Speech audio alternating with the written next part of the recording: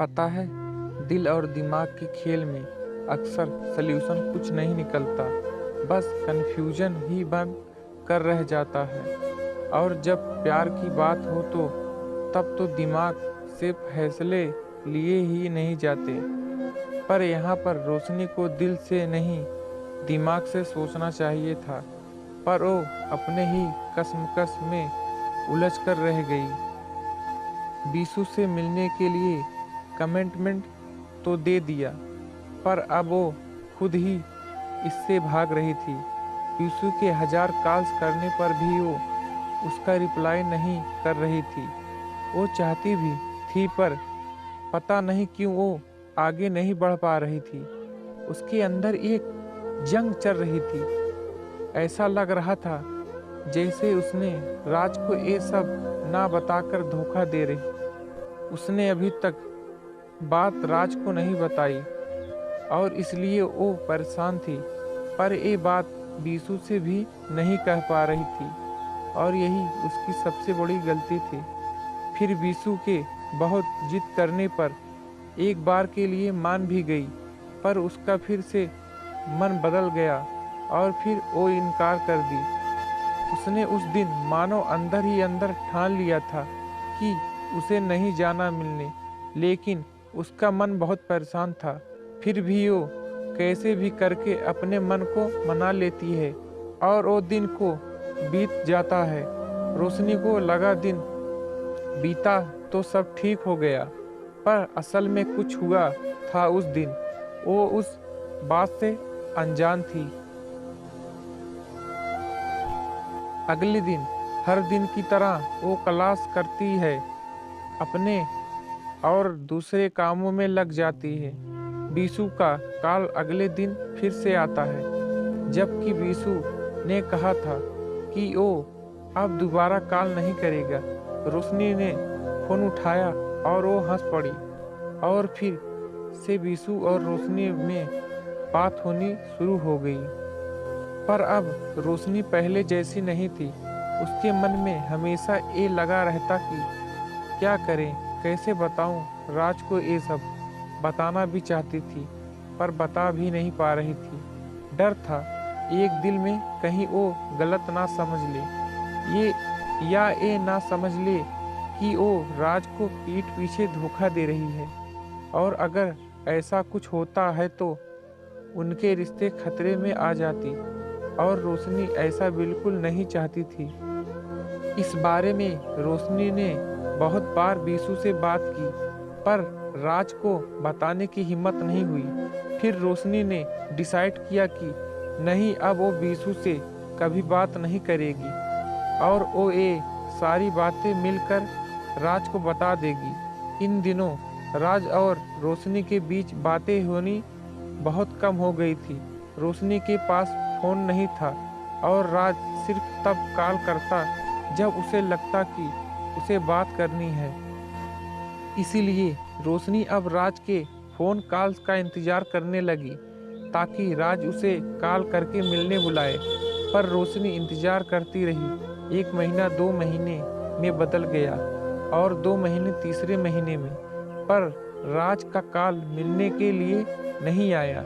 इसलिए उसने डिसाइड किया कि खुद इसे कॉल करके मिलने बुलाएगी, पर राज ने मिलने से इनकार कर दिया। दिन बीत गए और आ गया साल का आखिरी दिन, 31 दिसंबर।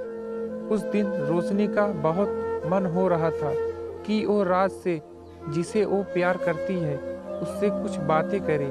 उससे मैसेज भी किया, पर राज ने कोई जवाब नहीं दिया। रोशनी राज को अक्सर डियर कहकर बुलाती थी और जब यही बात उसने उस दिन भी कहा तो राज भड़क गया। कहने लगा ओ उसे डियर कहकर ना बुलाए। रोशनी ने पूछा क्यों? क्यों ना बुलाऊं आपको, और आपको नहीं तो किसे बुलाऊं? पर राज को इन सारी बातों का कोई असर नहीं पड़ रहा था। वो और गुस्से से तमतमाए जा रहा था। रोशनी को अजीब लगा।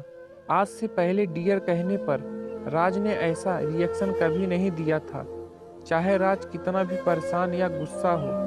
पर रोशनी से ऐसे बात नहीं करता था और ये बात अंदर ही अंदर रोशनी को डरा रही थी। रोशनी बार बार राज से पूछने की कोशिश कर रही थी, आखिर ऐसी कौन सी बात हो गई कि राज एकदम से ऐसी बात करने लगा। रोशनी किसी भी हालात में राज को खोना नहीं चाहती थी और इसलिए वो लगातार उससे पूछ रही थी, जानने की कोशिश कर रही थी।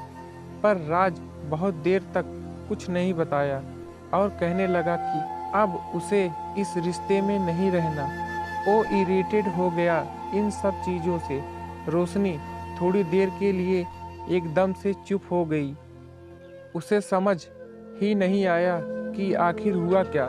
राज ऐसी बातें क्यों कर रहा है। जैसे तैसे खुद को संभालते हुए वो राज से कारण पूछने लगती है, पर राज उसे कुछ नहीं कहता, बस नहीं रहना इतना कहकर फोन काट देता है। रोशनी रोने लगती है।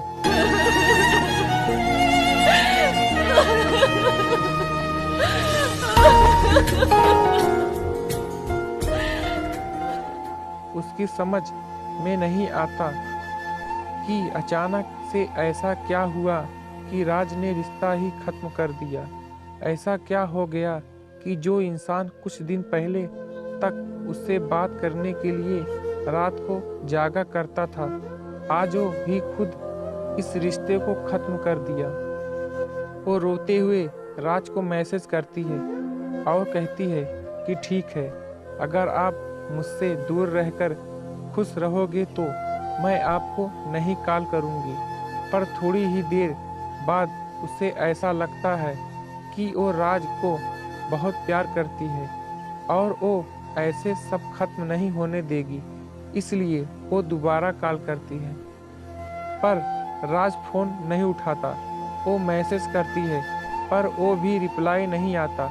वो लगातार कॉल्स और मैसेज करती है पर कहीं कोई रिप्लाई नहीं आता। वो अंदर से टूट रही थी, रो रही थी, पर राज उसके किसी भी सवाल का जवाब नहीं दे रहा था। बहुत देर रोने के बाद वो सो जाती है। आखिर ऐसा क्या होता है जिससे राज रोशनी से रिश्ता तोड़ देता है। एक प्यारा सा रिश्ता में इस कदर कड़वाहट क्या एक दिन में आई थी या इसके पीछे कोई और वजह थी। जानने के लिए अगली पोस्ट का इंतज़ार कीजिए।